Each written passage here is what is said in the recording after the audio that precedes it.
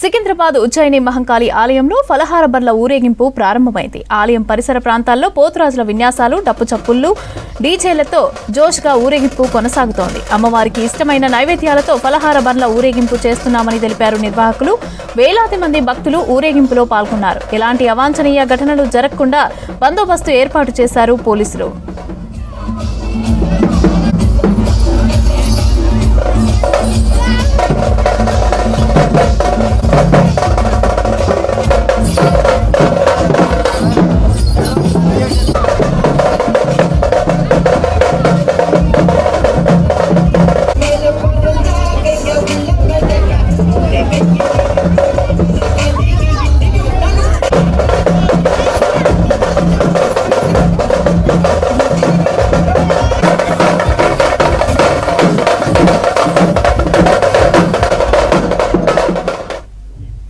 ఫలహార బండ్ల ఊరేగింపుపై మరింత సమాచారం అజయ్ అందిస్తారు. సంస్కృతి సాంప్రదాయాలకు అద్దం పట్టే పండుగల్లో బోనాల పండుగ ఒకటి. బోనాల పండుగ తర్వాత ఫలహారపు బండ్ల ఊరేగింపు. బోనాలు ఎంత భక్తి శ్రద్ధలతో చాలా వరకు చేసుకుంటామో దాని తర్వాత రోజు రంగం తర్వాత ఫలహార బండ్ల ఊరేగింపు కూడా చాలా వరకు ఇటు సికింద్రాబాద్ పరిసర ప్రాంతాల నుండి, వివిధ టెంపుల్స్ నుండి, వివిధ ఏరియాస్ నుండి ఉజ్జయిని మహంకాళి ఆలయానికి ఫలహార బండ్ల ఊరేగింపు జరుగుతుంది.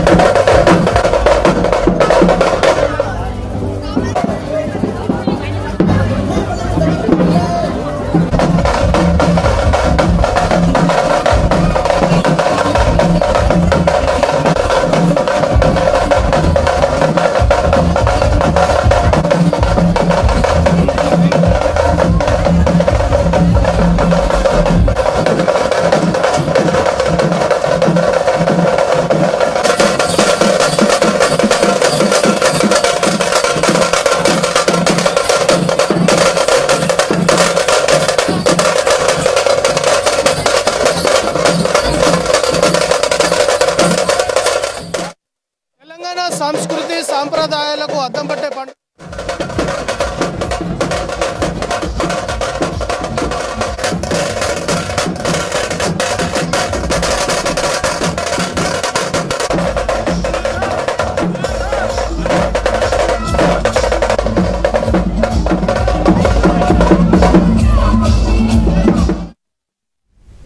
సికింద్రాబాద్ లష్కర్ బోనాలు రెండో రోజు వైభవంగా జరిగాయి. వేలాది మంది భక్తులు తరలివచ్చి అమ్మవారిని దర్శించుకుని బోనాలు సమర్పించి మొక్కులు చెల్లించుకున్నారు. రంగం భవిష్యవాణి చెప్పారు మాతంగి స్వర్ణలత. తన భక్తులను ఎల్లప్పుడూ కాపాడుకుంటానని చెప్పారు. అంబారిపై మహంకాళి అమ్మవారిని ఊరేగించారు నిర్వాహకులు. ఊరేగింపులో వేలాదిగా భక్తులు పాల్గొన్నారు. అమ్మవారికి రక్షణగా పోతురాజులు ముందు నడుస్తూ విన్యాసాలు చేశారు. అనంతరం ఫలహారం బండ్లను ఊరేగించారు.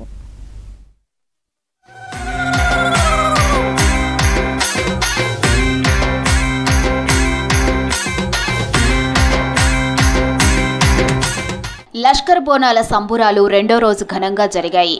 అమ్మవారిని దర్శించుకునేందుకు ఉదయం నుంచే పెద్ద ఎత్తున క్యూలైన్లలో బారులు తీరారు భక్తులు. ఉజ్జయిని మహంకాళిని దర్శించుకుని మొక్కులు చెల్లించుకున్నారు.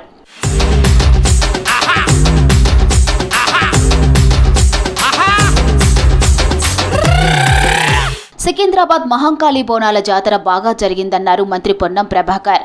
ప్రతి సంవత్సరం కంటే ఈసారి ఎక్కువ భక్తులు వచ్చారని చెప్పారు. అమ్మవారికి జరగాల్సిన అన్ని పూజలను రాష్ట్ర ప్రభుత్వం తరపున చేశామన్నారు.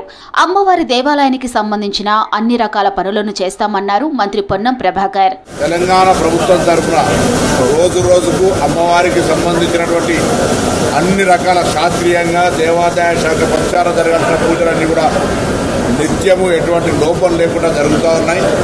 భవిష్యత్తులో కూడా ఇంకా మరింతగా, ఎందుకంటే లోక కళ్యాణం కోసం, అమ్మవారి ఆశీర్వచనం కోసం తెలంగాణ ప్రభుత్వం విశ్వాసంగా తప్పకుండా అమ్మవారిని కొలిచే విషయంలో ఎక్కడ కూడా 1% కూడా లోపం రానివ్వము. ఈ ప్రభుత్వం ఆ సంకల్పంతో ఉంది.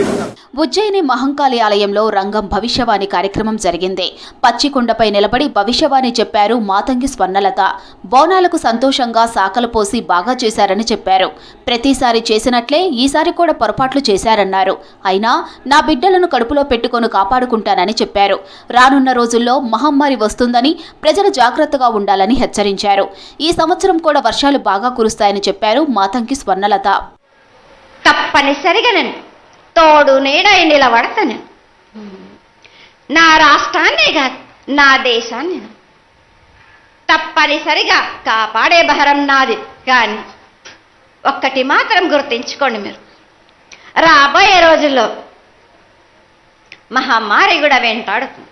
మీరు మాత్రం జాగ్రత్తగా ఉండండి. మీరు పాటించవలసినవి పాటించండి. అగ్ని ప్రమాదాలు కూడా జరుగుతాయి. వీటి గురించి కూడా తప్పనిసరిగా ముందే హెచ్చరిస్తున్నా నేను.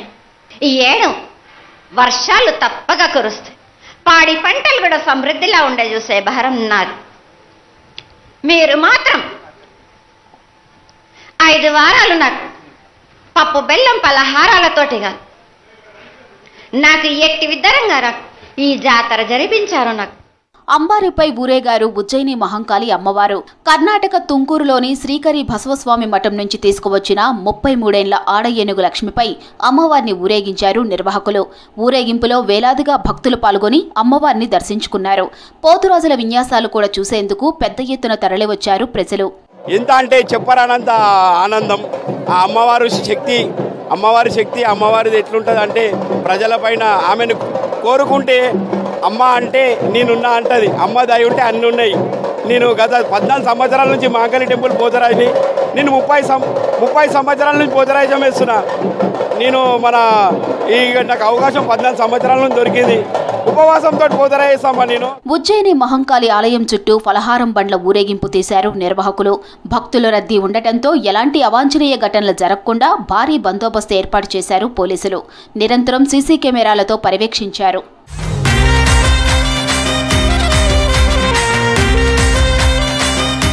జన్యు లోపాలతో పుట్టే పిల్లలు జీవితాంతం ఇబ్బందులు పడాల్సి ఉంటుందన్నారు డాక్టర్లు. పెళ్లి చేసుకోవాలనే జంటలు పరీక్షలు చేసుకుంటే వారికి పుట్టే పిల్లలకు జన్యు లోపాలు రాకుండా చూసుకోవచ్చునన్నారు. ఇటీవల జన్యు లోపాలతో వచ్చే రోగుల సంఖ్య పెరిగిందన్నారు. జెనెటిక్ పరీక్షల కోసం దంపతులు వస్తున్నారని అన్నారు. జన్యు పరీక్షలు చేసుకుంటే పిల్లలకు జెనెటిక్ సమస్యలు రావంటున్న డాక్టర్ సునీతతో శ్రీశైలం ఫేస్ టు ఫేస్.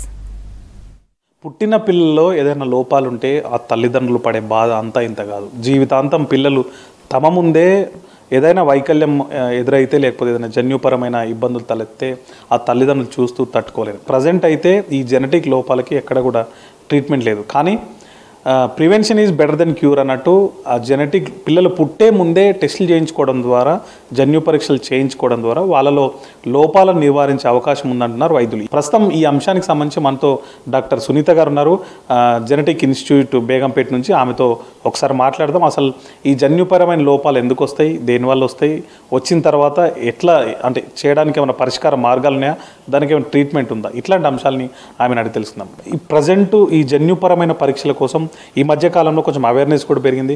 పెళ్ళైన దంపతులు చాలామంది హాస్పిటల్స్కి వచ్చి టెస్టులు కూడా చేయించుకుంటున్నారు. సో ఈ ఎట్లా ఉంది ఇవాళ సంఖ్య, ప్లస్ టెస్టుల వల్ల ఏమైనా లాభం ఉంటుందా? సో ఇప్పుడు మనకు చాలా అవగాహన వచ్చిందనమాట జెనెటిక్ డిజార్డర్స్ గురించి. పేపర్స్లోనే కాకు వీడియోస్లో అన్నిట్లో కూడా చెక్ చేసుకుంటున్నారు. పెళ్ళి కాకముందే కూడా మనం జెనెటిక్ టెస్ట్లు చేసుకోవచ్చండి. ఫర్ ఎగ్జాంపుల్ ఫ్యామిలీలో ఎవరికన్నా ఎఫెక్ట్ ఉన్నారు, సో నాకు కూడా వస్తుందా అనేది ఒక చాలా టెన్షన్గా ఉంటారు. అదొక భయంతో పేషెంట్స్ మా దగ్గరికి వస్తారనమాట. వచ్చేసి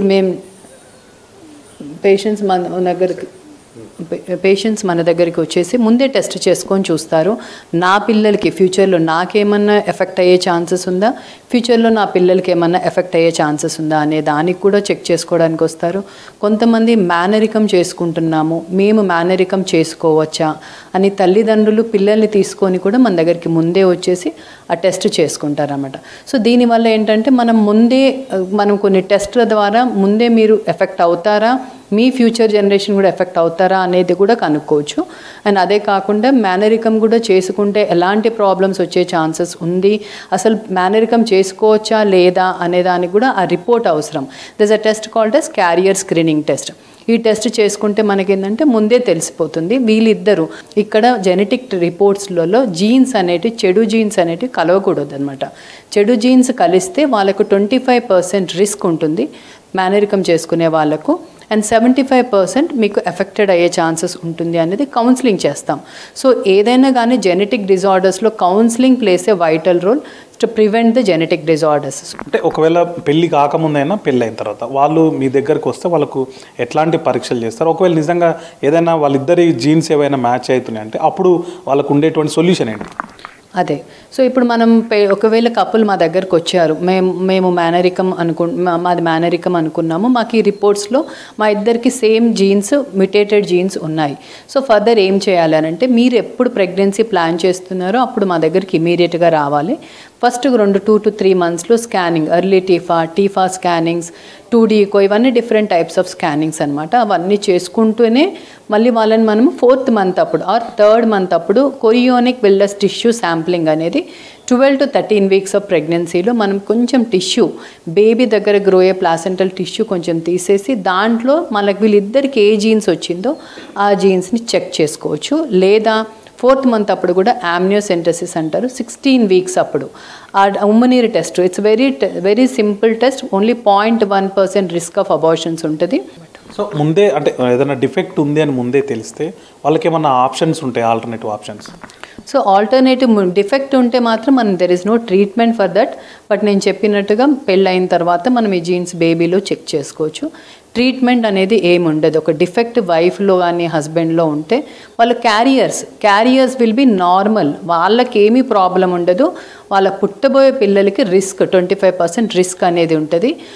అంటే ఒకవేళ ఈ మాకు పిల్లలు కావాలి కానీ జెనెటిక్ ప్రాబ్లం ఉంది, సో ఇద్దరిలో మ్యాచ్ చేసినప్పుడు మ్యాచ్ అవుతున్నాయి, సో అప్పుడు వాళ్ళకు పిల్లలు కావాలి అని అంటే వాళ్ళకున్న ఆప్షన్స్ ఏంటి? సో ఇప్పుడు చాలా అడ్వాన్స్డ్ టెక్నిక్స్ వచ్చాయి, మనకు తెలుసు కదా, IVF సెంటర్స్ అనేది చాలా వచ్చాయి. సో ఒకవేళ కొంతమంది కపుల్ వస్తారు మా దగ్గరికి, మేడం మాకు 3 పిల్లలు కూడా అలాగే ఎఫెక్ట్ అయిపోయారు, 3 కూడా చనిపోయారు, మాకు మా వల్ల కావట్లేదు, మాకు ఎవరన్నా ఒకరు నార్మల్ బేబీ కావాలి, ఎలాగన్నా what is the next option అని అడుగుతారు. సో వాళ్ళు if they are broad minded వాళ్ళకి ఒకటి చెప్తాం, IVF సెంటర్స్కి వెళ్ళేసి మనం టెస్ట్ ట్యూబ్ బేబీలో స్పర్మ్ హస్బెండ్ అన్నా లేకపోతే వేరే వాళ్ళ డోనర్ దన్నా తీసుకోండి, ఆర్ ఎల్స్ వైఫ్ది ఓవమ్ అన్నా లేకపోతే వేరే వాళ్ళది డోనర్ స్పర్మ్ ఓవమ్ అన్నా తీసుకుంటే మీకు ఇట్లాంటి జెనెటిక్ ప్రాబ్లమ్స్ వచ్చే ఛాన్సెస్ ఉండదు. సో పెళ్ళైన కపుల్స్ కానీ పెళ్ళి కాకముందే చేసుకోవాలనుకున్నటువంటి వాళ్ళు కానీ ఒకవేళ ముందే ఈ స్క్రీనింగ్ చేయించుకోవడం వల్ల వాళ్ళకు నిజంగా లాభం ఉంటుందంటారా? 100% ఉంటుందండి. అంటే ఫ్యామిలీ వాళ్ళ పెడిగ్రీ చార్ట్, వాళ్ళ వంశపారంపర్యం చెట్టు అనేది అది డ్రా చేస్తాం, వాళ్ళ ఫ్యామిలీ ట్రీ డ్రా చేసేసి వాళ్ళ ఫ్యామిలీలో నిజంగానే ఏదైనా జెనెటిక్ ప్రాబ్లం ఉంది, ఇప్పుడు వాళ్ళు చెప్తారు మా మేనమామలు అందరూ ఎఫెక్ట్ ఉన్నారు, సో నాకేమన్నా మా బాబు కూడా ఎఫెక్ట్ అవుతుందా, కొన్ని ఫీమేల్సే క్యారియర్ అవుతుంది, ఆమెకు పుట్టే అబ్బాయిలు ఎఫెక్ట్ అవుతారు, అర్థమైందా? ఫీమేల్ నార్మల్గానే ఉంటుంది కానీ ఆమెకు పుట్టే బాబులు ఎఫెక్ట్ అయ్యే ఛాన్సెస్ ఉంటుంది. సో అలాంటి జెనెటిక్ ప్రాబ్లమ్స్ కానీ ఇంకా వేరే ఏమన్నా ప్రాబ్లమ్స్ ఉంటే అవన్నీ కూడా చెక్ చేసుకోవచ్చు. వాళ్ళ ఫ్యామిలీ ట్రీ డ్రా చేస్తే ఏదైనా జెనెటిక్ ప్రాబ్లం ఉంది అంటే అప్పుడు తనకు కూడా టెస్ట్ చేసేసి తనకు పుట్టబోయే పిల్లలకి ఇలాంటివి కాకుండా చూసుకో. ఇదండి చూసారు కదా, జెనెటిక్ డిజార్డర్ల గురించి అవగాహన అనేది ఖచ్చితంగా రావాల్సిన అవసరం ఇప్పటికే వచ్చింది, రూరల్ ఏరియాలో ఇంకా రావాల్సి ఉంది. అయినా చదువుకున్న వాళ్ళు కూడా చాలామంది మనకు ఎందుకు ఉంటుందని నెగ్లిజెన్స్ ఒకటి ఉంది, కానీ పెళ్ళికి ముందు లేదంటే పెళ్ళైన తర్వాత వెంటనే ఈ జీన్ టెస్ట్ చేయించుకోవడం వల్ల వాళ్ళలో ఏదైనా అంటే జీన్ కలిసే అవకాశం ఉంటే కనుక ఏదైనా ఆల్టర్నేటివ్ ఆప్షన్స్కి వెళ్తే కనుక పిల్లలకు ఆ ఇబ్బంది తప్పుతుంది, పిల్లలు జీవితాంతం బాధపడే అవసరం ఉండదు అని చెప్పి డాక్టర్ సునీత గారు చెప్తున్నారు. కెమెరామెన్ శ్యామ్తో శ్రీశైలం, V6 న్యూస్, హైదరాబాద్. సామాజిక న్యాయం అత్యవసరమైందని అది అమలు జరగాలని అన్నారు హర్యానా గవర్నర్ బండారు దత్తాత్రేయ. హైదరాబాద్ సోమాజిగూడ ప్రెస్ క్లబ్లో గౌరీశంకర్ రచించిన బహుజన గణమన పుస్తకాన్ని ఆవిష్కరించారు బండారు దత్తాత్రేయ. బీసీలకు సామాజిక న్యాయం జరిగినప్పుడే రాజ్యాధికారం సాకారం అవుతుందన్నారు. బహుజన గణమన పుస్తకం బీసీలకు ఆయుధమని అన్నారు వక్తలు. ఈ కార్యక్రమంలో retired judge Chandrakumar, retired IAS Chiranjeevulu, Jajula Srinivas గౌడ్తో పాటు వివిధ రంగాలకి చెందిన బీసీ ప్రతినిధులు పాల్గొన్నారు. బహుజన గణం అనేటువంటి ఒక కొత్త పదాన్ని సృష్టించి ఈ పుస్తకానికి దాన్ని పేరు పెట్టినందుకు నేను వారికి హృదయపూర్వకమైనటువంటి ధన్యవాదాలు తెలియజేస్తున్నాను. అంటే సరైనటువంటి ఒక అర్థాన్ని సమాధానానికి ఇవ్వగలిగాను. అలాగే దేశంతో సమైక్యం చేయగలిగాను. చాలామంది అనేక విధాలుగా మాట్లాడతారు, కానీ చాలా ముఖ్యమైన అంశం జనగణమన అనేటువంటి ఒక గీతం అంటే అది దేశం యొక్క పాట. అంటే మన దేశం యొక్క ప్రకృతిని, సౌందర్యాన్ని, ఈ దేశం యొక్క జనాన్ని ఓడినటువంటి పాట. కాబట్టి ఏ జనం అనేది ఆయన ఇవాళ దాన్ని ముందుకు తీసుకొచ్చాడు. దేశం అంటే మట్టి కాదోయ్, దేశం అంటే మనుషులోయ్ అని గురుజాడ అప్పారావు గారు చెప్పారు. కానీ గౌరీశంకర్ గారు ప్రశ్నించేది ఏంటంటే మనకు ఏ జనం అదే బహుజనం అని చెప్పి ఈ పుస్తకంలో చాలా వర్ణనించి చాలా పరిస్థితులను మీరు చక్కగా ఒక గేయం రూపంలో, ఒక పద్యం రూపంలో, ఒక కావ్య రూపంలో తీసుకురావడం చాలా సంతోషమైన విషయమని నేను హృదయపూర్వకంగా వారికి అభినందన తెలియజేస్తున్నాను. ఇప్పటికీ ఈ పుస్తకం ఇది ఆవిష్కరణ జరిగే సందర్భానికి 2 తెలుగు రాష్ట్రాలలో 300 కేంద్రాలలో ఇప్పటికీ ఆవిష్కరణ జరిగింది. చేతి వృత్తుల వాళ్ళు, చిన్న చిన్న కులాల వాళ్ళు, చిన్న చిన్న చేతి పనుల వాళ్ళంతా కూడా ఈ పుస్తకాన్ని ఆవిష్కరించారు. కులపిచ్చితో ఈ పుస్తకాన్ని రాయలేదు మొదటి మాట. కానీ అగ్రవర్ణ ఆధిపత్య పెత్తనాలు ఎట్లా ఉంటాయో ఈ 60 ఏళ్లలో చూశాను కాబట్టి ఈ కావ్యాన్ని రాశాను. నేను సాహిత్య అకాడమీ చైర్మన్గా ఉన్నాను. బెజవాడ గోపాలరెడ్డి కూడా సాహిత్య అకాడమీ చైర్మన్గా ఉన్నారు. కానీ బెజవాడ గోపాలరెడ్డిని చూసిన చూపు వేరు, జూలూరు గౌరీశంకర్ని చూసిన చూపు వేరు. దాన్ని ప్రాక్టికల్గా నేను చూశాను కాబట్టి నేను చూసిందే రాశాను, నాకు తెలిసిందే రాశాను తప్ప ఊహించి రాయలేదు. దీంట్లో ఉన్నటువంటి దాంట్లో మార్క్సిజానికి సంబంధించి కామ్రేడ్ అంటే అర్థాన్ని కూడా అది పాతదే అయినప్పటికీ కూడా దీంట్లో కోడ్ చేశాను. కోడ్ చేసి ఇంకొక మాట కూడా రాశాను. ఇది చదివిన సిపిఐ నారాయణ నాపై శివాలెత్తి ఊగుతాడని నాకు తెలుసు. ఈ సాహితీ సంస్థ, స్పృహ సాహితీ సంస్థ పెట్టమని చెప్పిన పోటు సూర్యం ఇదేందంటాడని నాకు తెలుసు. నేను వచ్చినటువంటి విప్లవాల పూదండ, వెలిదండ బీసీ సూర్యోదయాలకు అడ్డు వస్తుందా అన్నటువంటి విషయాన్ని కూడా దీంట్లో మెన్షన్ చేశాను. మలిదశ తొలిదశ తెలంగాణ ఉద్యమాలు వచ్చినాయి, మావోయిస్టుల పోరాటాలు వచ్చినాయి, అదేవిధంగా దళిత వర్గీకరణకు సంబంధించి పోరాటాలు కూడా వచ్చినాయి. ఈ పోరాటాలపైన అనేకమైనటువంటి సాహిత్యం సంబంధించినటువంటి పుస్తకాలు ఉన్నాయి. కానీ బీసీలకు సంబంధించినటువంటి సాహిత్యము చాలా తక్కువ. సో ఇప్పుడిప్పుడే బీసీ రచయితలు బీసీ స్పృహతో మరి పుస్తకాలు రాస్తూ ఉన్నారు. సో అందులో లాస్ట్ టైం గౌరీశంకర్ గారు ఒక పుస్తకం రాశారు. నేను అప్పుడు కూడా పార్టిసిపేట్ అయ్యాను, మా వాటా మాకని. సో నిజంగా కూడా ఏంటంటే ఇంకా ఇట్లాంటివి చాలా రావాల్సింది ఉంది. పుస్తకాలు వస్తేనే బీసీ వాదం పెరిగితేనే రేపు బీసీ ప్రజల్ని వాళ్ళ వర్గానికి ఓట్లు వేసుకునేలాగా మనం మలచగలుగుతాం, లేకుంటే మలచలేం. వెంటాడే కళలు వెనుకబడిన కులాల పేరుతోటి ఒక మంచి పుస్తకం తీసుకొచ్చి, ఆ తర్వాత మొన్న కులగణన జరిగే ఉద్యమంలో మా వాటా మాకే అని పుస్తకాన్ని తీసుకొచ్చి, ఈరోజు మళ్ళీ బహుజనగణమన అనే పుస్తకం 231 పేజీలు మహాకావ్యంతో ఈ పుస్తకం తీసుకురావడం, ఇది బీసీ ఉద్యమ చరిత్రలో ఒక మైలురాయిగా మిగిలిపోతుందని చెప్పి నేను భావిస్తున్నా. నేను ఒకటేంటంటే దీన్ని ఢిల్లీలో ఇంగ్లీష్లో అనువదించాలి, ఢిల్లీలో ఈ పుస్తకావిష్కరణ చేయాలి. దేశవ్యాప్తంగా మనకు ఓబీసీ సంఘాలు ఉన్నాయి కాబట్టి 29 రాష్ట్రాల ప్రతినిధులతోటి ఇంగ్లీషు హిందీ వర్షన్ కూడా తీసుకురావాలని చెప్పి, దానికి ఇంగ్లీషు హిందీ వర్షన్ తీసుకొచ్చే బాధ్యత మా బీసీ సంక్షేమ సంఘం తీసుకుంటుందని చెప్పి సందర్భంగా తెలియజేస్తున్నా. ట్రావెలింగ్ చేసే టూరిస్టుల కోసం సరికొత్త వెహికల్ని తీసుకొచ్చింది రాష్ట్ర టూరిజం శాఖ. అదే లగ్జరీ సదుపాయాలు గల క్యారవాన్. ఎక్కువగా సినీ సెలబ్రిటీలు వాడే ఈ క్యారవాన్లను పర్యాటకుల కోసం ప్రత్యేకంగా అందుబాటులోకి తీసుకొచ్చారు. దీనిలో భారత్లోని పర్యాటక ప్రాంతాలకు లగ్జరీ ఫెసిలిటీస్తో వెళ్లవచ్చునని అంటున్నారు పర్యాటక శాఖ అధికారులు. మా తెలంగాణ టూరిజంలో క్యారవాన్ అనే కొత్త వెహికల్ని ఇంట్రొడ్యూస్ చేశాము. ఆ వెహికల్ చాలా బాగుంటుంది. దాంట్లో ఫెసిలిటీస్ ఏముంటాయంటే 9 సీట్స్ ఉంటాయి, విత్ ఇన్క్లైనర్, ఫుల్లీ ఇన్క్లైనర్ ఉంటాయి, లగ్జరియస్గా ఉంటాయి, ప్లస్ 4 బర్త్స్ ఉంటాయి, 5 LED స్క్రీన్స్ ఉంటాయి విత్ మ్యూజిక్ సిస్టమ్. దాంట్లో ఇంకా ఫెసిలిటీస్ ఏంటంటే attached washroom with western toilets, fridge, oven, ఇవన్నీ ఫెసిలిటీస్ ఉంటాయండి. ఇవన్నీ మీరు దూర ప్రయాణాలకి చాలా అనుగుణంగా ఉంటుంది, చాలా వసతిగా ఉంటుంది. మీకు ఎక్కడ ఇబ్బంది కాకుండా దూర ప్రయాణాలు చేసుకోవచ్చు. ఒక 2 ఫ్యామిలీస్ ఫుల్లీ కంఫర్ట్గా వెళ్ళొచ్చు, ఎక్కడ ఏ ఇబ్బంది లేకుండా. అండ్ ఇంకొక ఫెసిలిటీ ఏంటంటే ఇది అవుట్ స్టేషన్స్ కూడా మేము హైర్ బేసిస్లో ఇస్తుంటాము, లోకల్లో కూడా ఇస్తాము. మీ లోకల్లో వాడుకున్నట్టయితే 8 hours 80 kilometers 14,000 చొప్పున ఉంటుంది, ప్లస్ GST ఉంటుంది. అది అవుట్ స్టేషన్స్ అయితే కిలోమీటర్ వైజ్గా ఉంటుంది. పర్ డేకి 350 kilometers ఛార్జ్ చేస్తాము. అలా కనుక మీరు బుక్ చేసుకున్నట్టయితే చాలా బాగుంటుందండి. అది మీ ఇంట్రెస్ట్ అండి, మీ అవసరాన్ని బట్టి బుక్ చేసుకోవచ్చు. మేము ఎన్ని రోజులైనా ఇస్తాము, but it will be purely on day basis. ఒక రోజుకి 350 kilometers చొప్పున ఇస్తుంటాము. ఎక్స్ట్రా అవర్కి 70 kilometers అవుతుందండి. Per extra hour 70 rupees per kilometer ఉంటుంది.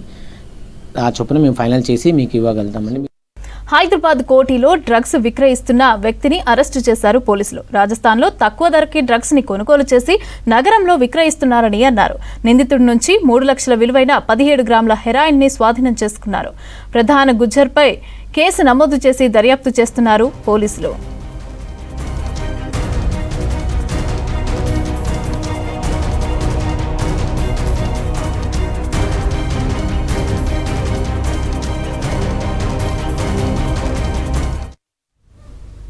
హైదరాబాద్ GHMC హెడ్ ఆఫీస్లో నిర్వహించిన ప్రజావానికి ప్రజల నుంచి 170 ఫిర్యాదులు వచ్చాయి. టౌన్ ప్లానింగ్, ఇంజనీరింగ్, శానిటేషన్ విభాగాలపై అధికంగా కంప్లైంట్స్ వచ్చాయన్నారు అధికారులు. ప్రజల నుంచి వచ్చిన ఫిర్యాదులను పరిశీలించి సంబంధిత అధికారులకు కేటాయించాలని ఆదేశించారు బల్దియా అధికారులు. ఇక ప్రజావాణిలో వచ్చిన సమస్యల పరిష్కారంలో ఆలస్యం చేయవద్దని అధికారులను ఆదేశించారు అడిషనల్ కమిషనర్ రఘుప్రసాద్.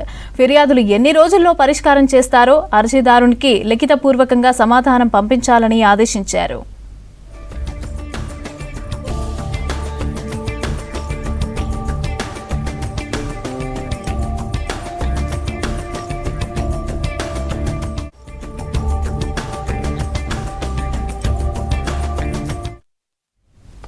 హైదరాబాద్ బుద్ధ భవన్లో ప్రజల నుంచి ఫిర్యాదులను స్వీకరించారు అధికారులు. హైడ్రా ప్రజావాణిలో ప్రభుత్వ స్థలాల ఆక్రమణలపైన ఫిర్యాదులు అధికంగా వచ్చాయన్నారు అధికారులు. సిటీలోని వివిధ ప్రాంతాల్లో ప్రభుత్వ స్థలాల కబ్జాలకు గురవుతున్నాయని ఫిర్యాదుల్లో తెలిపారు ప్రజలు. ఆక్రమణలను పరిశీలించి చర్యలు తీసుకుంటామని తెలిపారు హైడ్రా అధికారులు.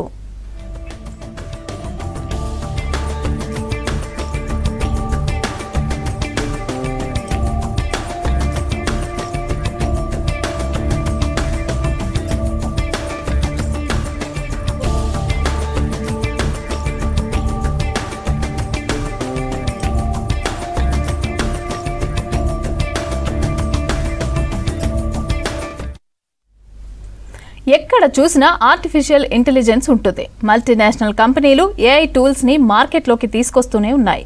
బడా యూనివర్సిటీలు కూడా AIపై ప్రత్యేక కోర్సులను ఆఫర్ చేస్తున్నాయి. ఈ టెక్నాలజీ ప్రజల జీవితంలో ఎంత ప్రభావితం చేస్తుందో అర్థం చేసుకోవచ్చు. ఇప్పుడు ఇదే AIని బేస్ చేసుకొని సరికొత్త టూల్స్ ని, యాప్లను, సాఫ్ట్వేర్లను స్టార్టప్ కంపెనీలు క్రియేట్ చేస్తున్నాయి. ఇక సిటీలోని కొన్ని స్టార్టప్ కంపెనీలన్నీ కూడా ఈ AIకి సంబంధించి అయితే కొత్తవి తయారు చేస్తున్నాయి.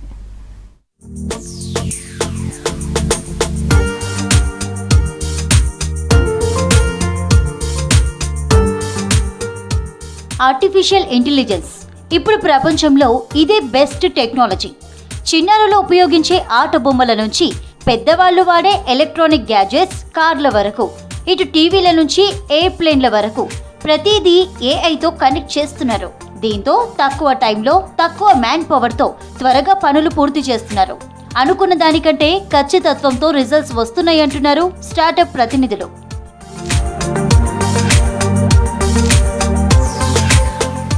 ప్రపంచంలో ప్రతి రంగంలోనూ ఆర్టిఫిషియల్ ఇంటెలిజెన్స్ అధిగమిస్తూనే ఉంది. ఐటీ రంగంలోని యూత్కి న్యూ ఎనర్జీని అందిస్తోంది. గతంలో వెబ్సైట్లు, మొబైల్ యాప్ల తయారీలో అధిక సమయం, ఖర్చు, నైపుణ్యం అవసరం ఉండేది. చిన్న చిన్న వ్యాపారాలు చేసేవారే సొంతంగా బిల్లింగ్ కోసం ప్రత్యేక సాఫ్ట్వేర్ని నిమిషాల్లో తయారు చేసుకోవచ్చన్నారు.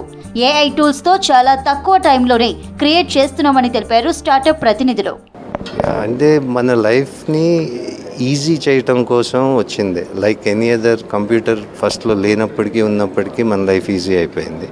అవి ఇంకా ఎక్స్ట్రా సర్వీసెస్ వస్తూ ఇప్పుడు ఏఐ అనేది మన చేసే పని ఇంకా తొందరగా, ఎక్కువ టైము, ఎక్కువ మంది అవసరం ఉన్న పనులకి విత్ ఏఐ. ఫర్ ఎగ్జాంపుల్ ఎంత ఫాస్ట్గా డెవలప్ అయిందంటే ఒక 6 months పట్టే పని ఇప్పుడు ఏఐ తోటి 1 minute అయిపోయే పనులు కూడా ఉన్నాయి. మేము అట్లాంటి వాటి మీద ఫోకస్ చేసి బిజినెస్ ఓనర్స్కి కాస్ట్ తగ్గించి వాళ్ళ బిజినెస్కి ఎక్కువ కంట్రోల్ ఇవ్వటం కోసం. సో ఇక్కడ రావచ్చు, మీరు ఒక చిన్న ఐడియాని రియాలిటీలో చేయొచ్చు. అత్యంత సులభంగా తక్కువ ఖర్చుతో సొంత వెబ్సైట్లు, యాప్లు, అమెజాన్, నెట్ఫ్లిక్స్ లాంటి ఓటీటీ ప్లాట్ఫామ్లను తయారు చేసుకోవచ్చు అంటున్నారు టెకీలు. సిటీలో ఏఐ టూల్స్ న్యూ ఇన్నోవేషన్స్ ని సృష్టిస్తున్నామని చెప్పారు. అందులో బడా సంస్థలతో పాటు చదువుకుంటూనే స్టార్టప్లు స్థాపించి సక్సెస్ అయిన వారు ఉన్నారన్నారు. మనకి ఎంత ఎక్స్పర్టీస్ ఉన్నా కూడా, స్కిల్ లేబర్ ఉన్నా కూడా we miss lot of points.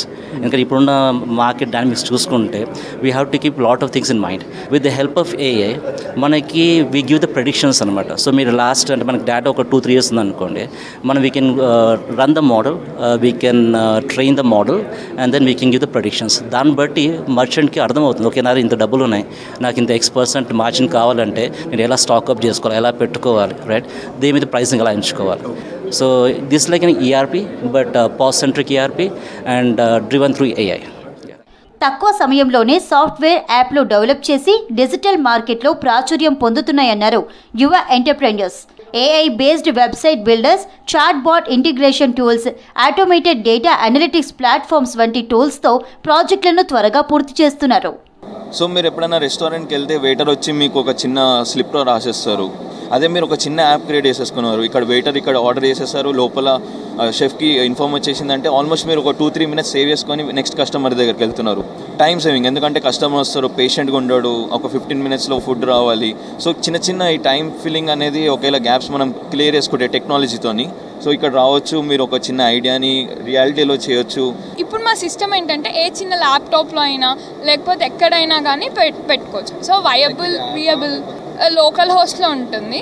So just మనం ఆ లోకల్ హోస్ట్ నుంచి ప్రెస్ చేసుకో. సో లోకల్ హోస్ట్కి కావాలన్నా ఇప్పుడు నెట్ కావాలి కదా. సో మేము ఇంకా దాన్ని వయబుల్గా ఫీజబుల్గా ఉండడానికి ఏం చేసామంటే సెటప్ ఫైల్ అనేది ఒక క్రియేట్ చేసాం. జస్ట్ అది ఇన్స్టాల్ చేసుకుంటే ఆ నెట్ అవసరం లేదు, ఏం అవసరం, మొత్తం వర్క్ అయిపోతూ ఉంటుంది. క్రియేటివ్ మైండ్లు, కొత్త ఐడియాలతో ఏఐ ఆధారిత స్టార్టప్స్ ప్రారంభిస్తున్నారు. ఈ కంపెనీలతో వందల సంఖ్యలో నిరుద్యోగులకు ఉద్యోగ అవకాశాలు కల్పిస్తున్నాయని తెలిపారు ఐటీ ఎక్స్పర్ట్స్.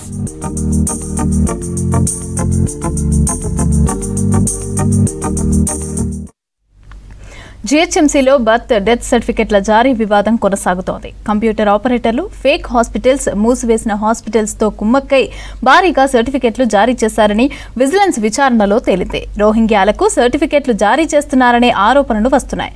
దీంతో అలర్ట్ అయిన జీహెచ్ఎంసీ ఉన్నతాధికారులు కేంద్ర ప్రభుత్వ వెబ్ పోర్టల్ అయిన ఆఫీస్ ఆఫ్ ది రిజిస్ట్రార్ జనరల్ను ఉపయోగించుకొని సర్టిఫికెట్స్ ని జారీ చేయనున్నారు.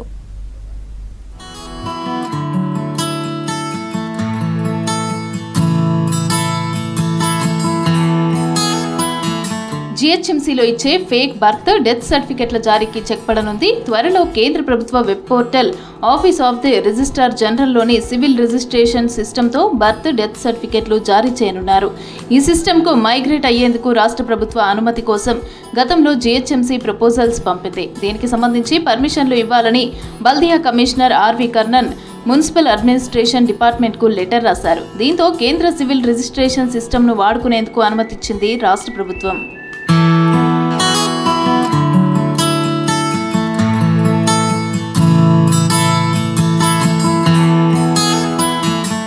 జనన మరణ సర్టిఫికెట్ల జారీలో అక్రమాలను అరికట్టడానికి ఎన్ని చర్యలు తీసుకుంటున్నా సత్ఫలితాలు ఇవ్వటం లేదంటున్నారు ప్రజలు.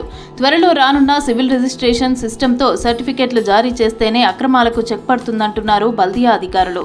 జీహెచ్ఎంసీలో నెలకు 22,000 బర్త్ డెత్ సర్టిఫికెట్లు జారీ అవుతున్నాయి. ఇందులో పేర్ల మార్పుల కోసం దరఖాస్తు చేసుకుంటున్న వాటిలోనే అక్రమాలు జరుగుతున్నట్లు గుర్తించారు అధికారులు.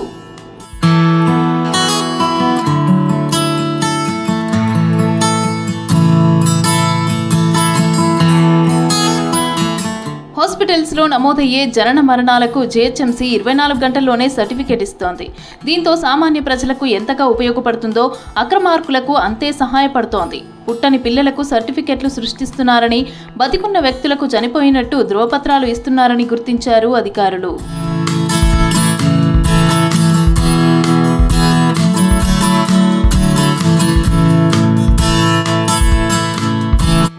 రోహింగ్యాలకు జారీ చేసే సర్టిఫికెట్లపై కూడా వివాదం జరుగుతోంది. ఇతర దేశాల వారిని ఇండియన్స్గా చేసేందుకు ఇన్స్టెంట్ సర్టిఫికెట్ల జారీ సిస్టమ్ను వాడుకుంటున్నట్లు ఎన్ఐఏ గుర్తించింది. రోహింగ్యాలను చెక్ చేసి మాత్రమే సర్టిఫికెట్లు జారీ చేయాలని జీహెచ్ఎంసీకి సూచించింది ఎన్ఐఏ. దీంతో సివిల్ రిజిస్ట్రేషన్ సిస్టమ్ను తీసుకొస్తున్నామని చెప్పారు బల్దియా ఉన్నతాధికారులు.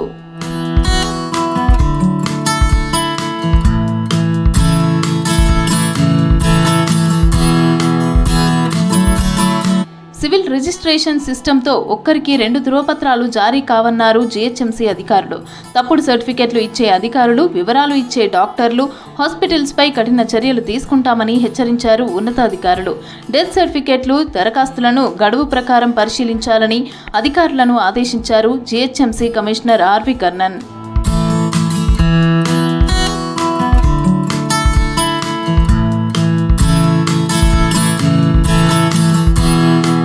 కేంద్ర వెబ్ పోర్టల్ను వాడుకోవడానికి రాష్ట్ర ప్రభుత్వం నుంచి బల్దియాకు అనుమతి వచ్చింది. నెల రోజుల్లో ఈ వివాదాన్ని అమల్లోకి తీసుకువస్తామంటున్నారు ఉన్నతాధికారులు.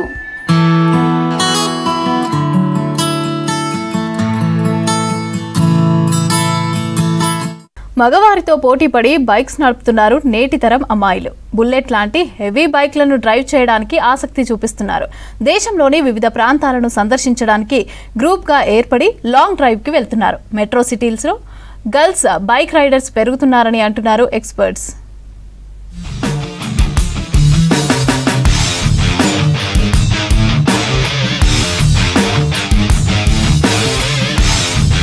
మోటార్ బైక్స్ అంటే బాయ్స్ కోసమే కాదని తాము కూడా నడపగలమని ప్రూవ్ చేస్తున్నారు మహిళలు. మెట్రో సిటీస్ లో ఇప్పటికే అమ్మాయిలు బైక్ రైడ్ చేస్తున్నారు. అప్పుడప్పుడు వీకెండ్స్ కు లాంగ్ రైడ్ కు కూడా వెళ్తున్నారు. అలా సరదాగా రైడ్ కెళ్తూ ఎన్నో స్వీట్ మెమోరీస్ ను సొంతం చేసుకుంటున్నారు నేటి తరం అమ్మాయిలు.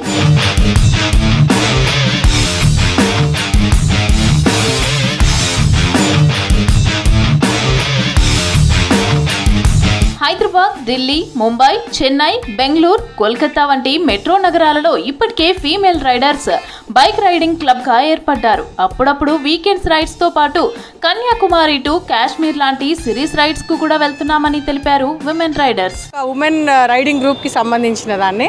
సో మేము ఒక ఉమెన్ రైడింగ్ గ్రూప్లో ఉన్నప్పుడు నేను 2018లో 6 కంట్రీస్ ట్రిప్ వెళ్ళాను జై భారతి గారి ఆధ్వర్యంలో మన తెలంగాణ టూరిజంని ప్రమోట్ చేయడానికి. అలాగే హ్యాండ్లూమ్స్ బతుకమ్మని ప్రమోట్ చేయడానికి కూడా 9 డిస్ట్రిక్ట్స్ 9 ఉమెన్ 9 బుల్లెట్స్ మీద వెళ్ళాము. సో ఏంటంటే ఎవరికైనా సరే నేను ఇచ్చే ఒక చిన్న సూచన ఏంటంటే రైడింగ్ని ఎంజాయ్ చేయండి, స్పీడ్ని కాదు. సో మీరు డ్రైవ్ చేసేటప్పుడు ఎప్పుడైనా సరే మీ దృష్టి 360 డిగ్రీస్ యాంగిల్లో అబ్జర్వ్ చేస్తూ వెళ్ళాలి. ఏదో గుడ్డిగా స్పీడ్గా వెళ్ళామా అట్లా కాదు, స్పీడ్ని ఎంజాయ్ చేస్తే అది అక్కడికే ఆగిపోతుంది. మీరు రైడ్ని ఎంజాయ్ చేయడం వల్ల ఎన్నో కిలోమీటర్లు ఎన్నో డిస్టెన్స్ని మీరు కవర్ చేయగలుగుతారు. సో చాలా ప్రదేశాలు మీరు చూడాలనుకున్నవి ఎక్స్ప్లోర్ చేయగలుగుతారు. స్కూటీల నుంచి హెవీ బైక్స్ వరకు డ్రైవ్ చేస్తామని తెలిపారు ఫీమేల్ రైడర్స్. మెట్రో సిటీస్లో గ్రూప్గా ఏర్పడి రేస్లకు వెళ్తున్నామన్నారు. ఇప్పుడు హైదరాబాద్లో విమెన్ రైడర్స్ పెరిగారన్నారు. తెలంగాణ టూరిజాన్ని ప్రమోట్ చేయడానికి విదేశాల్లో రైడ్ చేశామన్నారు బైక్ రైడర్ శాంతి. చాలా మటుకు రైడర్స్ యాక్సిడెంట్ అయిన కేసులు చాలా తక్కువగా ఉంటాయి. మామూలుగా ఈ పిల్లలు యంగ్స్టర్స్ ఏంటంటే వాళ్ళకి తెలియదు ఆ స్పీడే రైడింగ్ అనుకొని బండిని ఇష్టం వచ్చినట్టుగా డ్రైవ్ చేయడము, వీలింగ్ చేయడము అలాంటివన్నీ ఉంటాయి. అసలు రైడింగ్లో మెయిన్ ఏంటంటే 360 డిగ్రీస్ మనం అబ్జర్వ్ చేస్తూ నడపడం ఒకటి, స్పీడ్ కాదు రైడ్ని ఎంజాయ్ చేయాలి, సేఫ్టీ మెజర్మెంట్స్ తీసుకుంటూ మనము అవన్నీ ఏవైతే సైన్ బోర్డ్స్ ఉంటాయో అవి కూడా రైడర్స్ బాగా అబ్జర్వ్ చేస్తారు. మీరు గమనించినట్టయితే వాళ్ళు ప్రతి సైన్ బోర్డ్కి ఎవరైతే ముందు నడుపుతుంటారో వాళ్ళు వెనకాల వచ్చే వాళ్ళకి హింట్ ఇస్తూ ఉంటారు. ఇట్లా స్పీడ్ బ్రేకర్స్ వచ్చినప్పుడు స్పీడ్ బ్రేకర్స్ అని, స్టాప్ అని, స్లో డౌన్ అని, అట్లా ఏంటంటే అవి మెయింటైన్ చేయడం వల్ల మీరు రైడ్ని ఎంజాయ్ చేయగలుగుతారు. సో సిటీలో అమ్మాయిలు రైడర్స్ పెరగడం చాలా సంతోషం. కాకపోతే సేఫ్టీ మెజర్స్ తీసుకుంటూ మంచిగా అబ్జర్వ్ చేస్తూ రోడ్ని గమనిస్తూ 4 దిక్కులా నడపాలని కోరుకుంటున్నాను. రెగ్యులర్గా కనిపించే మోటార్ బైక్స్ కన్నా ప్రీమియంగా ఉండే sports bikes, bullets, Harley Davidson bikes నడపడానికి ఇష్టపడుతున్నారు అమ్మాయిలు. హాబీగా బైక్ డ్రైవింగ్ మొదలుపెట్టి దేశ విదేశాల్లో రైడ్స్ చేస్తున్నారు మెట్రో సిటీస్ అమ్మాయిలు. భవిష్యత్తులో ఫీమేల్ రైడర్స్ పెరుగుతారంటున్నారు ఎక్స్పర్ట్స్. ప్రతి అమ్మాయి బైక్ డ్రైవింగ్ నేర్చుకోవాలని సూచిస్తున్నారు రైడర్స్.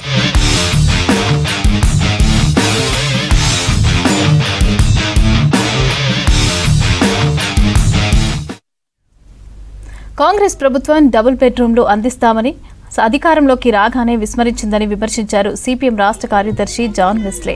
రంగారెడ్డి జిల్లా కొంగరకలంలోని కలెక్టరేట్ కార్యాలయం ముందు ఇండ్లు, స్థలాలు ఇవ్వాలి అంటూ ధర్నా నిర్వహించారు.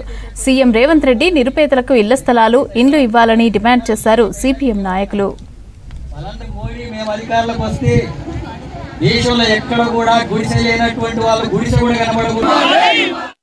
జిల్లా కలెక్టర్ కార్యాలయాల ముందు హయత్ నగర్ ఏరియాకి సంబంధించినటువంటి ఇండ్లు లేనటువంటి ఇండ్ల స్థలాలు లేనటువంటి పేదలందరూ కూడా సిపిఎం పార్టీ ఆధ్వర్యంలో ఇక్కడ ధర్నా నిర్వహించడం జరుగుతుంది. 71 సర్వే నంబర్లో దాదాపు 25 ఎకరాల భూమి ఉంది, ప్రభుత్వ భూమి. ఆ భూమి అంతా కూడా అన్యాక్రాంతం అవుతుంది. పేదలకు ఇవ్వాల్సినటువంటి భూమి ఇతరులు అక్రమంగా ఆక్రమిస్తున్నారు. అట్లాగే వివిధ సర్వే నంబర్లలో దాదాపు 30 ఎకరాలకు పైగా భూమి ఉంది. ఈ భూమి అంతా కూడా పేదలకు ఇండ్ల స్థలాలు ఇవ్వాలని చెప్పి సిపిఎం పార్టీ ఆధ్వర్యంలో డిమాండ్ చేస్తున్నాం. గతంలో కూడా ఆందోళన చేశాం, కేసులు పెట్టారు, అరెస్టులు చేశారు. ఇటువంటి ఆందోళన కార్యక్రమం జరిగింది. ఆ తర్వాత వీటన్నిటిని కూడా పరిశీలించి పేదలు అర్హులైనటువంటి వాళ్ళకందరూ కూడా ఇళ్ల స్థలాలు ఇస్తామని చెప్పి హామీ ఇచ్చి ఇప్పటివరకు ఇవ్వడం లేదు. అందుకనే ఈరోజు కలెక్టర్ కార్యాలయం ముందు ఆ భూమిని అంతా కూడా పేదలకే పంపిణీ జరగాల, ఇళ్ల స్థలాలు ఇవ్వాలా, 120 గజాల చొప్పున ప్రతి కుటుంబానికి పేదలకు ఇవ్వాలని చెప్పి ఈరోజు డిమాండ్ చేస్తున్నాం.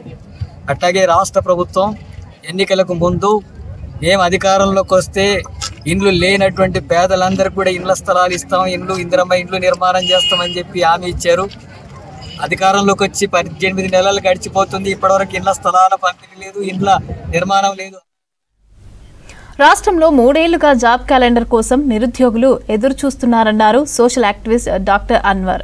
నిరుద్యోగుల కొరకు అన్వర్ ఆధ్వర్యంలో రూపొందించిన పాటల సీడీని ఓయూ ఆర్ట్స్ కళాశాల వద్ద విడుదల చేశారు. నిరుద్యోగుల బాధలను తెలిపే విధంగా పాటను రూపొందించామని, దీన్ని నిరుద్యోగులు, మేధావులు ఆదరించాలని కోరారు డాక్టర్ అన్వర్.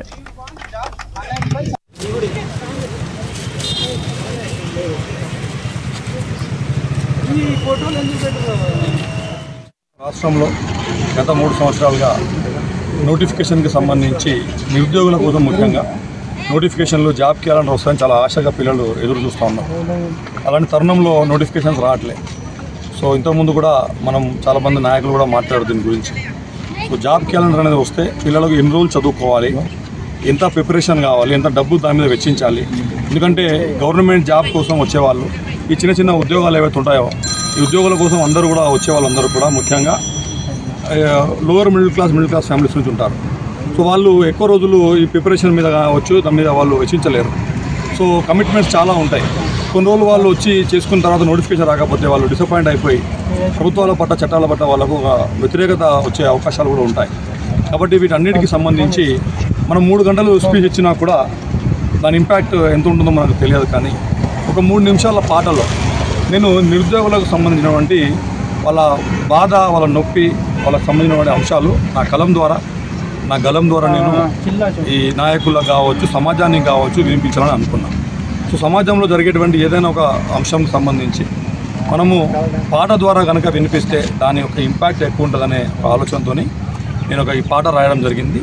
అన్ఎంప్లాయీస్ యాంథమ్ అని చెప్పి ఈరోజు ఇప్పుడు అందరూ కూడా నిరుద్యోగుల తరపున త్వరలో తెలంగాణ పదకోశం అందుబాటులోకి రానుంది. పర్యాయ పదాలతో సమగ్ర సంకలనం రూపుదిద్దుకోనుంది. సాహిత్య అకాడమీ ఇదే పనిలో నిమగ్నమైంది. అవసరమైతే యువతకు, విద్యార్థులకు రచనలపైన ట్రైనింగ్ కూడా ఇవ్వాలని రాష్ట్ర ప్రభుత్వం ఆదేశించింది. తెలంగాణ సాహిత్య అకాడమీ ఆధ్వర్యంలో ప్రణాళికలు రూపొందిస్తున్నారు. కనుమరుగైన, కాలగర్భంలో కలిసిపోయిన పదాలను వెతికి ఒకచోట చేర్చనున్నారు.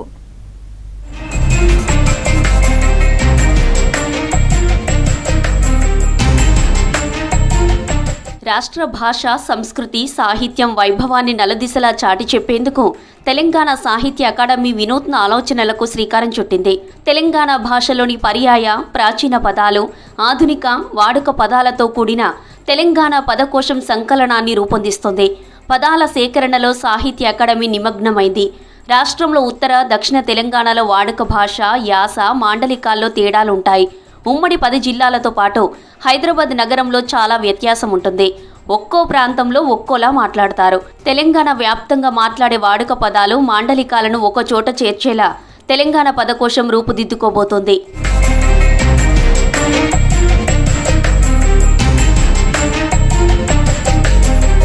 తెలంగాణ తెలుగులో ఉన్న వేలాది తేట తెనుగు పదాలతో పదకోశం అందుబాటులోకి తీసుకురానున్నారు.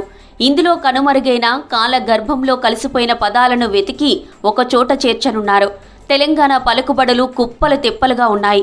ఇన్నాళ్ళు పాఠ్య పుస్తకాల్లో మనం మాట్లాడే భాషకు స్థానం లేదు. నిత్య జీవితంలో వాడే పదాలు కూడా పుస్తకాలు, పత్రికల్లో రాలేదు. విస్మరణకు గురైన వేల పదాలు ఇందులో అనేకమున్నాయి. గతంలో వ్యక్తిగత స్థాయిలో కొంతమంది తెలంగాణ పదాలను ఏర్చి కూర్చి పుస్తకాలుగా వెలువరించారు. అవి పూర్తి స్థాయిలో తెలంగాణ పదాలకు సరిపోలేదనే భావన సాహితీవేత్తల్లో ఉంది. దీంతో గ్రామాలతో పాటు ప్రాచీన సాహిత్య గ్రంథాల నుంచి పదాలు సేకరించాలని నిర్ణయం తీసుకున్నారు. తెలంగాణ సాహితీవేత్తలతో తెలంగాణ పదాలు, మాండలికంపై శాస్త్రీయ పద్ధతులతో పద సేకరణ, వర్గీకరణ, పరిశోధనలు చేసి తెలంగాణ పదకోశానికి ఓ రూపు తీసుకురావాలని భావిస్తున్నారు. తెలంగాణ వాడుక భాషలోని పదాలకు పర్యాయ పదాలను కూడా పదకోశంలో పొందుపరచనున్నారు.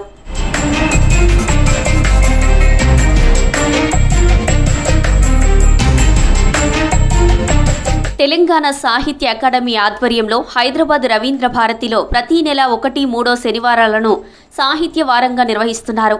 ఈ కార్యక్రమంలో కవులు, సాహితీవేత్తలు, రచయితలు తమ నవలలు, కథలు, కవితలు, పుస్తక ఆవిష్కరణలు చేస్తున్నారు. సాహితీవేత్తలతో చర్చాగోష్ఠి నిర్వహిస్తున్నారు. తెలంగాణ సాహిత్యంలోని వివిధ అంశాలపై లోతైన చర్చలు జరుపుతున్నారు.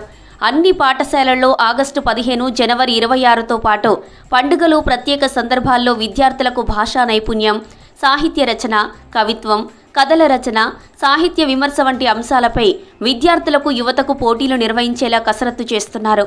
అవసరమైతే ఈ అంశాలపై ట్రైనింగ్ ఇచ్చేలా ప్రణాళికలు రూపొందిస్తున్నారు.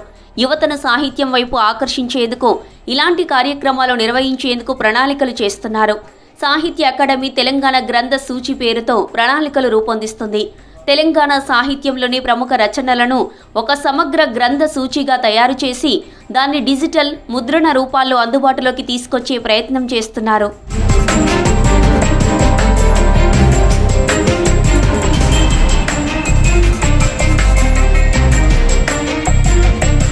రాష్ట్ర ప్రభుత్వం సాహిత్యంపై దృష్టి సారించింది. రాబోయే తరాలకు తెలంగాణ సాహిత్య వైభవం చాటాలని అందుకోసం కవులు, రచయితలు వివరాలను సేకరిస్తున్నారు.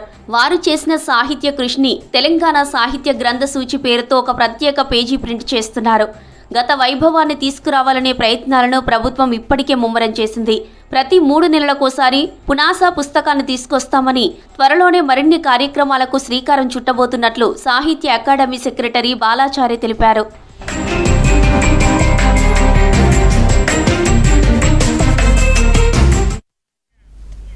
ఏళ్ల తరబడి పెండింగ్ పడిన విద్యార్థుల ఫీజు రీయింబర్స్మెంట్ బకాయిలు ప్రభుత్వం వెంటనే చెల్లించాలని డిమాండ్ చేశారు బీసీ సంక్షేమ సంఘం జాతీయ అధ్యక్షులు ఆర్ కృష్ణయ్య. ఈ స్కీమ్ కోసం విద్యార్థులు ప్రాణాలకు తెగించి పోరాడారని అన్నారు. ఫీజు రీయింబర్స్మెంట్ పథకం ఎందరో పేద విద్యార్థులకు ఉపయోగపడుతుందని అన్నారు. కాంట్రాక్టర్లకు పెండింగ్ బిల్లులు చెల్లిస్తున్న సర్కార్ విద్యార్థుల స్కాలర్షిప్లు ఎందుకు ఇవ్వటం లేదని ప్రశ్నించారు. వెంటనే పెండింగ్లో ఉన్న 6,000 కోట్లకు పైగా బకాయిలను చెల్లించాలని అన్నారు ఆర్ కృష్ణయ్య. గతంలో అనేక సార్లు మన డిప్యూటీ సీఎంకు అధికారులకు కలిసి విజ్ఞప్తి చేశాం. అయినప్పటికీ కూడా ఈ 20 నెలలు అయింది రాష్ట్ర ప్రభుత్వం అధికారంలోకి వచ్చి. ఈ 20 నెలల కాలంలో 20 రూపాయలు కూడా రిలీజ్ చేయలేదు. ఇది చాలా తీవ్రమైన విషయం. పైగా మొన్న కాలేజీ యాజమాన్యాలు కొందరు కలిసి ప్రభుత్వం వాళ్ళని భయపెట్టి నయాన్నో భయాన్నో ఈ ఫీజుల డిజైన్ చేంజ్ చేద్దామని ట్రస్ట్ బ్యాంకు ద్వారా ఇస్తాము అని చెప్పి ఒక ట్రస్ట్ బ్యాంక్ ఏర్పాటు చేయాలని మాట్లాడారు. మేము దీన్ని తీవ్రంగా వ్యతిరేకిస్తున్నాం. ఈ స్కీమ్ ఒట్టిగా రాలేదు. నేను 5 రోజులు అమరనిరాలు చేసిన, 600 సార్లు ధర్నాలు చేసిన. ఇప్పుడు కూడా ముఖ్యమంత్రి రేవంత్ రెడ్డి నేను ఆలోచిస్తున్నానని చెప్పాను, కానీ ఆర్థిక పరిస్థితి దృష్ట్యా కొద్దిగా డిలే అయినా దాన్ని మేము కూడా అర్థం చేసుకున్నాం. ఖచ్చితంగా ముఖ్యమంత్రి రేవంత్ రెడ్డి గారు ఈ స్కీమ్కు బడ్జెట్ జోక్యం చేసుకోవాలి. ఫైనాన్స్ మినిస్టర్ బడ్జెట్ ఇస్తలేడు, అందరు బడ్జెట్ ఇస్తుండు. ఫైనాన్స్ మినిస్టర్ కాంట్రాక్టర్ల బడ్జెట్ ఇస్తున్నాడు, అందరు బడ్జెట్ ఇస్తున్నారు, వ్యాపారస్తుల బడ్జెట్ ఇస్తుడు. రైతు బంధు కోసం ఒకటే రోజు 9,000 కోట్లు ఇచ్చాడు. మరి వీళ్లకు 2 దశలలో 3,000 కోట్లు ఇవ్వాలి. కొందరు కాంట్రాక్టర్లకు 7,000 కోట్లు, 6,000 కోట్ల బడ్జెట్ రిలీజ్ చేశారు. వీళ్ళు విద్యార్థులు 14 లక్షలు 15 లక్షల మంది విద్యార్థులు, చదువుకునే విద్యార్థులు. వీళ్ళు ఏం పాపం చేశారు, ఎందుకు ఇవ్వడం లేదు? పైగా ఈ స్కీమ్ను గన్ని కొట్టడానికి కుట్రలు జరుగుతున్నాయి. కాలేజ్ యాజమాన్యాలు ఒక ట్రస్ట్ పెడతారట, ట్రస్ట్ బ్యాంక్ పెడతారట. ఏం బిచ్చమిస్తారా? ఇది ఒక గొప్ప స్కీమ్. విద్యపై పెట్టే ఖర్చు పెట్టుబడి, విద్య వైద్యం రాజ్యాంగబద్ధమైన హక్కు. అనేక ప్రభుత్వ స్కీములు సంక్షేమ పథకాలు అమలు చేస్తున్న ప్రభుత్వానికి ఈ స్కీమ్ పెద్ద బర్డెన్ కాదు. ఈ ట్రస్ట్ బ్యాంకు ప్రతిపాదన మార్చుకోవాలి. దీనికోసం తెగించి పోరాడతాం, ఎంతకైనా తెగిస్తాం. దీని మీద బీసీ ఎస్సీలు తిరుగుబాటు జరుగుతుందని కూడా హెచ్చరిస్తున్నాం. తనపై తెలంగాణ జాగృతి జరిపిన దాడిని బీఆర్ఎస్ నాయకులు కూడా స్వాగతించలేదన్నారు ఎమ్మెల్సీ మల్లన్న. కానీ కాంగ్రెస్ పెద్దలు కవితకే సపోర్ట్ చేస్తూ మాట్లాడుతున్నారని ఆరోపించారు. తనకు అండగా నిలవాల్సింది పోయి కవితకు మద్దతు తెలపడం ఏంటని అన్నారు. కాంగ్రెస్ పార్టీకి కవితకు అనధికారిక ఒప్పందం నడుస్తోందని ఆరోపించారు. మేడిపల్లి సీఐ గోవిందరెడ్డి కవిత ఆదేశాలతో పనిచేస్తున్నారన్నారు. ఇక తనపై దాడి జరిగితే తనపైనే కేసులు నమోదు చేయడం ఏంటని ప్రశ్నించారు. సీఐ గోవిందరెడ్డిపై చర్యలు తీసుకోవాలని డీసీపీకి మండలి చైర్మన్ గుత్తా సుఖేందర్ రెడ్డికి ఫిర్యాదు చేశామని తెలిపారు మల్లన్న. నేను చేసినటువంటి వ్యాఖ్యల విషయంలో కేసీఆర్ గారు బుక్నే రిఫరెన్స్గా ప్రజల ముందు పెట్టిన తర్వాత బీఆర్ఎస్ పార్టీ నాయకులు ఎవరు కూడా పల్లెత్తు నోరు మెదపకుండా కవిత చేసింది తప్పు అని నిర్ధారించుకున్న తర్వాత ఆమెకు ఎవరు మద్దతు చేయకుండా ఉన్నటువంటి పరిస్థితుల్లో కాంగ్రెస్ పార్టీ నాయకులు మహేష్ కుమార్ గౌడ్ గారు, పొన్నం ప్రభాకర్ గారు ఇలాంటి వాళ్ళు ప్రెస్ మీట్ పెట్టి కల్వకుంట్ల కవితకు మేము అండగా ఉన్నామని మాట్లాడడం అంటే ఇక ఇంతకు మించిన దౌర్భాగ్యం ఇంకొకట్లేదు. నేను ఒకటి చెప్తా ఉన్నా, మొన్న 3 మంత్రులు ప్రమాణ స్వీకారం చేసినటువంటి సందర్భంలో కల్వకుంట్ల కవిత గారు కూడా ప్రమాణ స్వీకారం చేయాల్సి ఉండే, అవునా కాదా? కాంగ్రెస్ పార్టీలో కల్వకుంట్ల కవిత గారు జైన్ కావడానికి రంగం సిద్ధమైండే. ఇప్పటికి కూడా ఆమె కాంగ్రెస్ పార్టీ అనధికారిక అనుబంధ సభ్యురాలుగా కొనసాగుతూ ఉంది. ఇది స్పష్టమవుతా ఉంది. లేకుంటే 42% రిజర్వేషన్ ఆర్డినెన్స్ వ్యవహారం ఏదైతే ఉందో అది తేలక ముందుకే, అది పట్టాలెక్కక ముందుకే ఈమె సంబరాల కార్యక్రమాలు చేసుకోవడము, అటు ప్రభుత్వం ఈమెకు మద్దతుగా నిలబడము, ఇవన్నీ చూస్తూ ఉంటే కల్వకుంట్ల కవిత గారు కాంగ్రెస్ పార్టీతో మిలాఖాత్ అయిన విషయం స్పష్టంగా అర్థమవుతా ఉంది. ఈ 42% రిజర్వేషన్ అంశాన్ని పక్కదారి పట్టించడం కోసం ప్రభుత్వంలో ఉన్నటువంటి కొందరు కల్వకుంట్ల కవిత ఇద్దరు కలిసి ఈ కార్యక్రమాన్ని చేసినట్టుగా మాకు సమాచారం అందుతా ఉంది. ఇక్కడ మేడిపల్లి సిఐగా పనిచేస్తున్నటువంటి గోవిందరెడ్డి క్లియర్గా కల్వకుంట్ల కవిత ఆదేశాల మేరకు పనిచేస్తున్న పరిస్థితులు స్పష్టంగా కనిపిస్తున్నటువంటి పరిస్థితుల్లో డీజీపీ గారికి ఫిర్యాదు చేయడం జరిగింది, చైర్మన్ గారికి ఫిర్యాదు చేయడం జరిగింది. కొద్దిసేపటి క్రితమే బీసీ కమిషన్ కూడా స్పందించి సిపి సుధీర్ బాబు గారికి లేఖ పంపించడం జరిగింది. వెంటనే బాధ్యుల మీద చర్యలు తీసుకోమని. మీరు ఈ దాడులు, ఈ హత్యాయత్నాలు చేసినా బీసీ ఉద్యమం ఆగదు. ఇక్కడ ఉన్నటువంటి మేడిపల్లి సిఐని అతని ఆధ్వర్యంలోనే ఈ దాడులు జరుగుతూ ఉన్నాయి. అతని పైన ఖచ్చితంగా చర్యలు తీసుకోవాల్సిందే, అతని పైన ఎంక్వైరీ చేయాల్సిందే. చేసే వరకు మేము నిద్రపోం, అవసరమైతే కోర్టులను కూడా